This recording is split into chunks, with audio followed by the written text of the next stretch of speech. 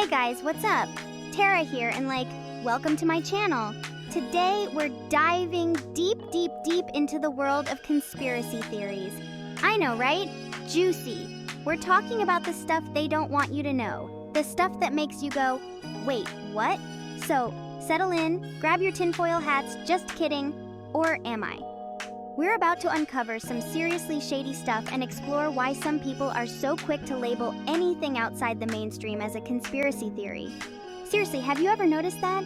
It's like, the second you question anything, you're automatically a crazy person wearing a tinfoil hat, living in your mom's basement. But what if some of these so-called crazy theories actually have some truth to them? That's what we're going to be looking at today. Get ready for some mind-blowing stuff because we're about to expose some of the biggest cover-ups in history. Stay tuned!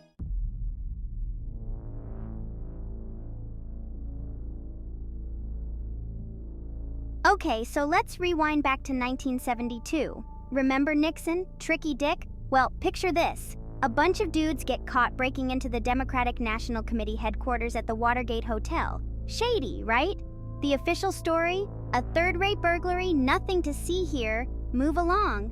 But something about that story just didn't sit right with some people. Enter the conspiracy theorists. They were like, hold up, this stinks worse than a dumpster fire. They started digging, connecting the dots, and guess what? They uncovered a massive scandal involving the White House, illegal wiretapping, and a whole lot of dirty tricks. These so-called conspiracy theorists were actually journalists, and they weren't letting go. And thank goodness they didn't. Because of their relentless pursuit of the truth, the Watergate scandal blew wide open, leading to Nixon's resignation and proving that sometimes the conspiracy is real.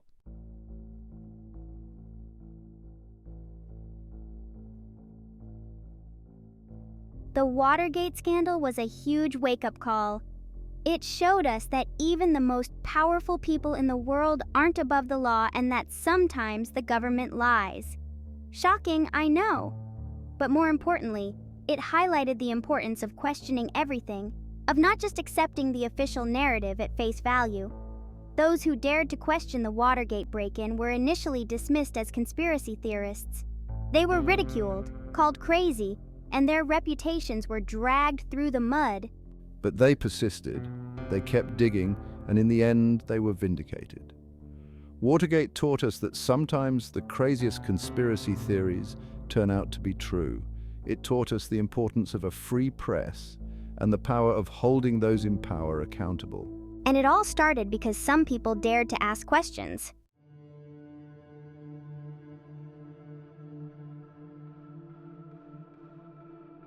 Okay, guys, get ready for this one because it's seriously messed up. We're talking about MK Ultra, the CIA's top-secret mind control program. Yeah, you heard that right. Mind control. This wasn't some sci-fi movie. This was real life, and it gets dark. Starting in the 1950s, the CIA started experimenting on unsuspecting people, like seriously unsuspecting. We're talking about soldiers, prisoners, even regular everyday people who had no idea what was happening to them. They were given LSD, other hallucinogenic drugs, subjected to hypnosis, electroshock therapy, you name it, they tried it. The goal? To develop mind control techniques, truth serums, all that crazy stuff. For years, rumors of these experiments circulated, but they were dismissed as, you guessed it, conspiracy theories. People thought it was too crazy to be true, like something out of a bad spy movie. But guess what? The truth always has a way of coming out.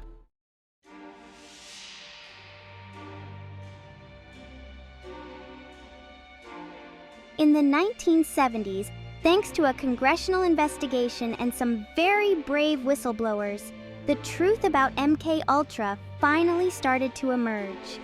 Documents were declassified, hearings were held, and the world was shocked by what was revealed. It turned out that those crazy conspiracy theories were true. The CIA had been conducting unethical and inhumane experiments on people without their knowledge or consent. It was a massive scandal, and it showed just how far some government agencies were willing to go in the name of national security. The MK Ultra program is a chilling reminder that sometimes the line between conspiracy theory and reality is razor thin. It's a reminder that we should always be questioning, always be critical, and never be afraid to speak out against injustice. Because when it comes to government secrets, sometimes the truth is stranger than fiction. And let me tell you, this story is just the tip of the iceberg.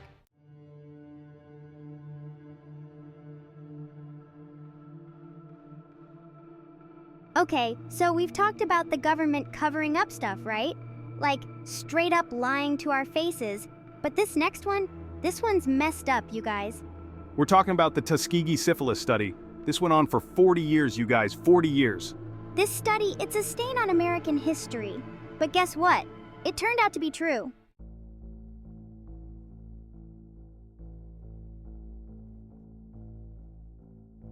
Can you imagine the outrage when the truth finally came out in 1972?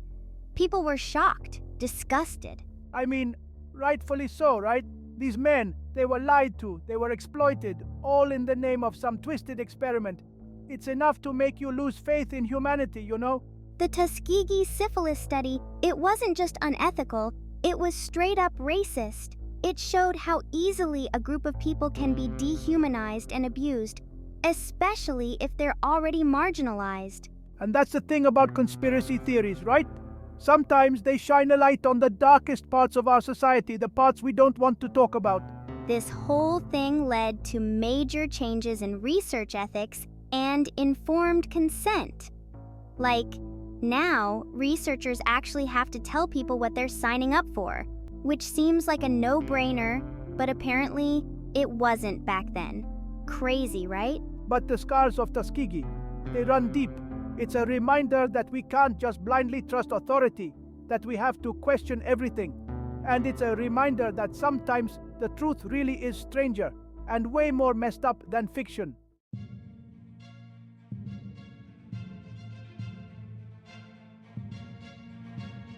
All right, you guys, buckle up, because this next one is like something straight out of a spy movie. We're talking secret arms deals, hostages, covert operations, the whole shebang. This is the Iran-Contra affair, and it's a wild ride. So picture this. It's the 1980s and Ronald Reagan is president. America is all, we don't negotiate with terrorists. Remember that? But behind the scenes, something shady is going down. The US government, they're secretly selling weapons to Iran. Iran, the same Iran that held American hostages, remember? Now, you might be thinking, why would they do that? Well, here's where it gets even crazier. The money from the arms sales, it's being funneled to the Contras, a rebel group in Nicaragua that the US was supporting. The problem was, Congress had passed a law forbidding the US from funding the Contras. So, the Reagan administration, they got creative. And by creative, I mean they totally broke the law. When word of these secret dealings started leaking out, people were like, no way, that's insane. The government would never do that. It sounded like some crazy conspiracy theory, right? But guess what? It was all true.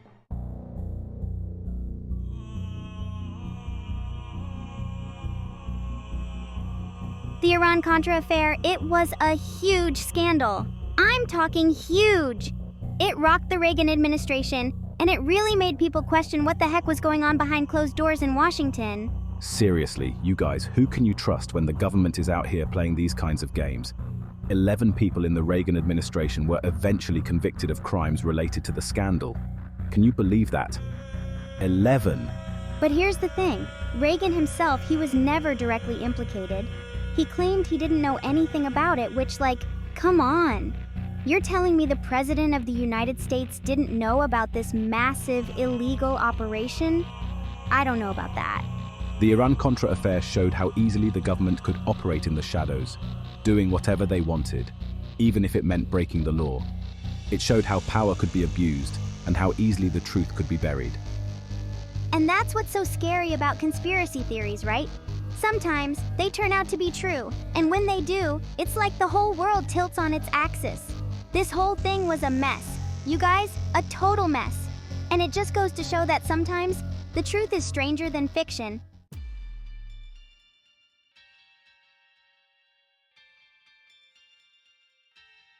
Okay, so we've talked about the government lying to us, covering up secrets. But this next one, this is about the government straight up spying on its own citizens. And not just any citizens. We're talking about activists, civil rights leaders, even celebrities. This is the FBI's COINTELPRO program. and it's some seriously shady stuff. COINTELPRO, which stands for Counterintelligence Program, was launched in the 1950s, supposedly to combat communism, but it quickly spiraled into something much darker. The FBI started targeting groups they deemed subversive, like the Civil Rights Movement, the Black Panther Party, and the anti-war movement. I'm talking about Martin Luther King Jr., Malcolm X, John Lennon. These were the people they were going after. It's crazy. They weren't just spying on these groups, though. They were actively trying to discredit them, disrupt them, and destroy them. I'm talking about planting false information, spreading rumors, inciting violence, even forging documents to turn people against each other. It was like something straight out of a dystopian novel. For years, people who spoke out against COINTELPRO were dismissed as paranoid conspiracy theorists. They were told, "Oh, the government would never do that." But guess what? They totally did.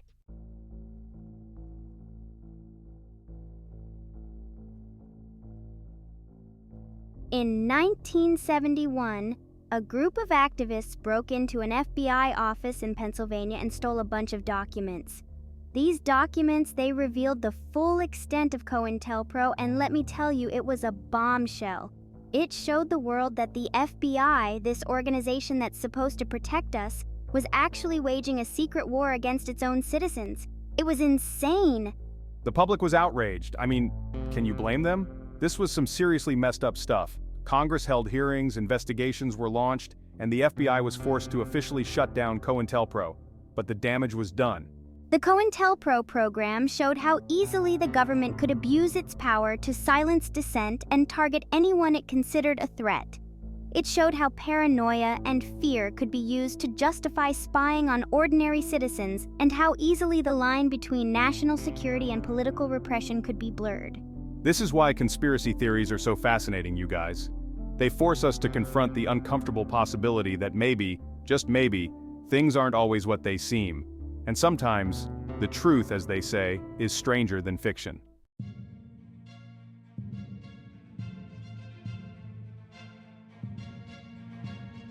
Okay, so you know how your parents always told you to question everything? Don't just accept things at face value, right? We're diving deep into the Gulf of Tonkin incident. So, we've got this US Navy destroyer, the USS Maddox, just chilling in the Gulf of Tonkin. They claim they were attacked by North Vietnamese torpedo boats. President Lyndon B. Johnson uses this attack to get Congress to pass the Gulf of Tonkin Resolution, which basically gives him a blank check to escalate US involvement in the Vietnam War. Now, I'm not saying I believe everything I hear, okay? I'm just a curious guy, laying out the facts, connecting the dots. And the dots in this case are pretty wild. The government insisted for years that the attack was real. But then, years later, declassified documents came out. These documents revealed that the US government knew the initial reports were shaky. Maybe they exaggerated a little, or maybe they completely fabricated the whole thing. My mind was blown too. It's like something out of a spy movie, but it's real life. The Gulf of Tonkin incident became a symbol of government secrecy and manipulation. It showed how easily information could be twisted and spun to serve a political agenda. And it made people wonder, what else are they hiding from us? What other truths are actually just elaborate lies? It's enough to make you question everything, right? And that, my friends, is the power of a good conspiracy theory. It makes you think, it makes you question, it makes you dig deeper. And sometimes, just sometimes, those theories turn out to be not so crazy after all.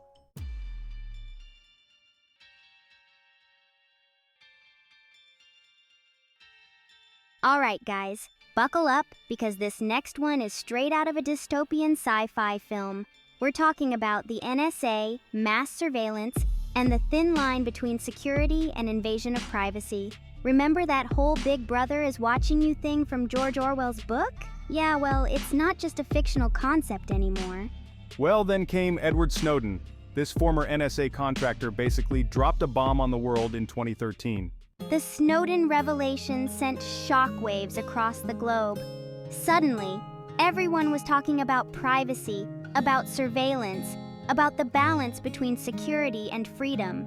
The government defended its actions, claiming that these programs were necessary to prevent terrorism and keep us safe. But a lot of people weren't buying it. They argued that this kind of mass surveillance was a blatant violation of our privacy. It was like something out of George Orwell's worst nightmare. And the craziest part? It wasn't just happening in America. It turned out that governments all over the world were engaging in similar practices. The NSA scandal showed us that the line between conspiracy theory and reality can be blurry.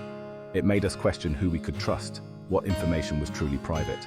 It was a wake-up call, a reminder that even in the digital age, Big Brother is always watching.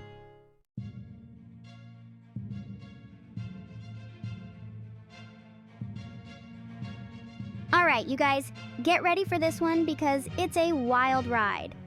We're talking about the CIA, drug trafficking, and a conspiracy theory so explosive it could rock the very foundation of our government. I mean, this is some serious X-Files level stuff right here. So picture this. The 1980s, the crack epidemic is ravaging America's inner cities, destroying lives, tearing communities apart. And then these rumors start swirling, whispers in the dark about where these drugs are coming from, and the finger, my friends, is pointed at the CIA. Now I know what you're thinking. The CIA? Involved in drug trafficking? That's insane! And I hear you.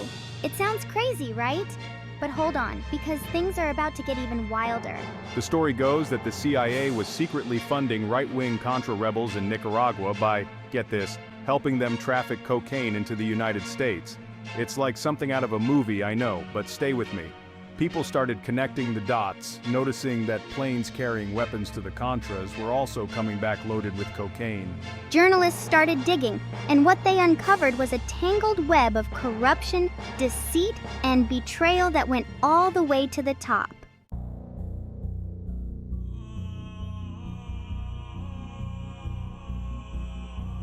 The CIA was allegedly complicit in allowing crack cocaine to flood into black communities in Los Angeles. The theory was to fund the Contras while destabilizing these communities. Can you even imagine using drugs as a weapon against your own people? Unthinkable. The CIA denied any involvement in drug trafficking. They called the allegations groundless and absurd, but the evidence told a different story. Gary Webb's articles exposed the CIA's alleged role in the crack epidemic. His reporting sparked outrage and demands for accountability.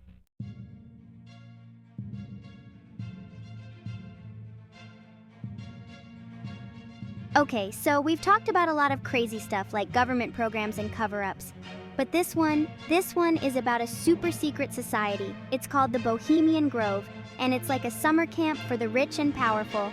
We're talking presidents, CEOs, celebrities, you name it.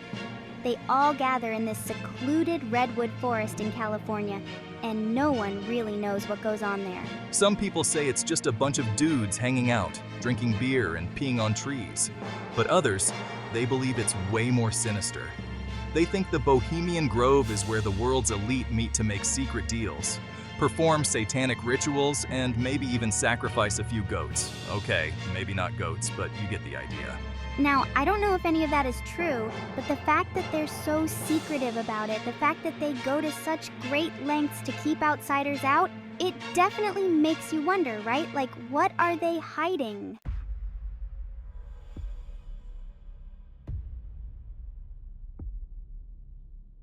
And then there's the cremation of care ceremony. This is like the main event at Bohemian Grove, and it's seriously messed up. Basically, they build this giant owl statue, like 40 feet tall, and then they burn it down in front of everyone. I'm talking about a giant owl effigy going up in flames. Some people say it's just a symbolic ritual, like they're burning away their worries or something. But others, they think it's way darker than that. They believe it represents a sacrifice to Moloch, this ancient Canaanite god associated with child sacrifice. And honestly, when you look at the history of Moloch and the imagery they use, it's kind of hard to deny the similarities. I mean, come on, a giant owl burning in the middle of the night? It's creepy as hell, no matter how you slice it. And the fact that they're so secretive about it, the fact that they don't want anyone filming or talking about it, just makes it even more suspicious.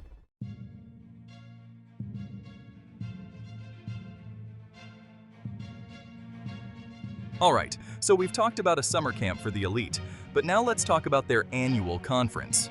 It's called the Bilderberg Group, and it's like the Bohemian Grove on steroids. Every year, around 150 of the world's most powerful people meet in a different location, usually a luxury hotel, under heavy security. We're talking prime ministers, central bankers, media moguls, the heads of major corporations, you name it. They all get together behind closed doors and no one knows what they talk about. Like literally no one. There are no minutes taken, no press allowed, no leaks, nothing. It's like they vanish into thin air for a few days.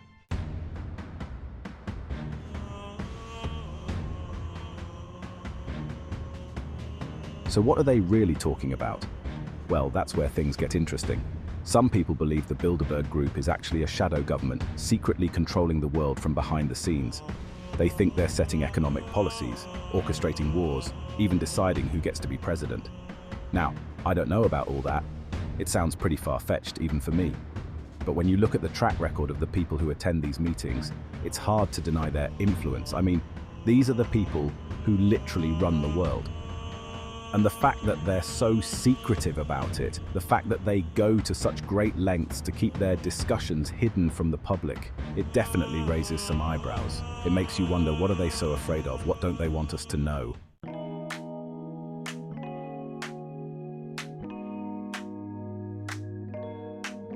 So, as we've seen, not all conspiracy theories are baseless.